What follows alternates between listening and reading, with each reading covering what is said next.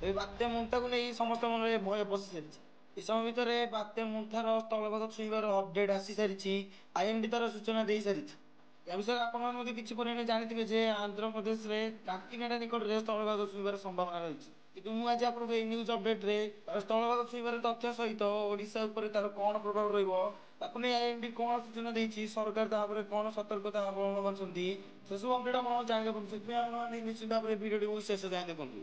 ଭାରତୀୟ ପାଣିପାଗ ବିଭାଗ ଅନୁସାରେ ମୋନ୍ଥା ନାମକ ଏହି ପ୍ରବଳ ବାତ୍ୟା ଅକ୍ଟୋବର 28 ତାରିଖ ମାନେ ମଙ୍ଗଳବାର ସନ୍ଧ୍ୟା କିମ୍ବା ରାତିରେ ଆନ୍ଧ୍ରପ୍ରଦେଶର ମାଝିଲିପାଟନମ ଏବଂ କଳିଙ୍ଗପାଟନମ ମଧ୍ୟରେ କାକିନାଡା ନିକଟରେ ସ୍ଥଳଭାଗ ଛୁଇଁବାର ସମ୍ଭାବନା ରହିଛି।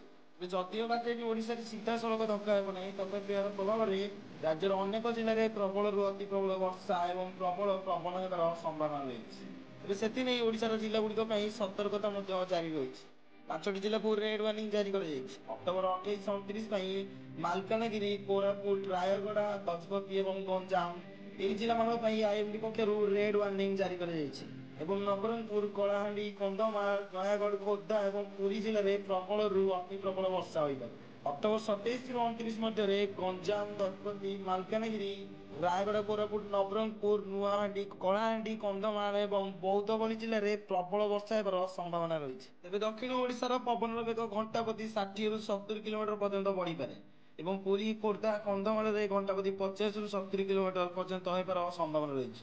ତେବେ ଯାହା ସୂଚନା ଆସୁଛି, ବାତ୍ୟାର ଲ୍ୟାଣ୍ଡଫଲ୍ ସମୟରେ ପବନର ବେଗ ସର୍ବାଧିକ 90ରୁ 100 ପାଖାପାଖି ରହିବ। ଓଡ଼ିଶାରେ ମଧ୍ୟ ସରକାରୀ ପ୍ରସ୍ତୁତି ଜାରି ହୋଇସାରିଛି। ଓଡ଼ିଶା ସରକାର ସମସ୍ତ ଜିଲ୍ଲା ପ୍ରଶାସନକୁ ସତର୍କ କରିବାକୁ ନିର୍ଦ୍ଦେଶ ଦେଇଛନ୍ତି।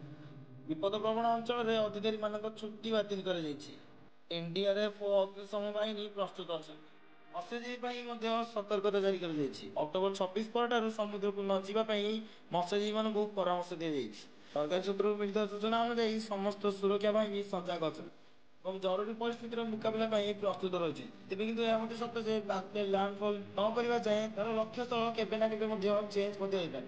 ତେବେ ସେସବୁ ଅପଡେଟ୍ ସହିତ ଯୋଡ଼ି ରହିବା ପାଇଁ ଆପଣ ନିଶ୍ଚିତ ଭାବରେ ଚ୍ୟାନେଲକୁ ସବସ୍କ୍ରାଇବ୍ କରିଦିଅନ୍ତୁ।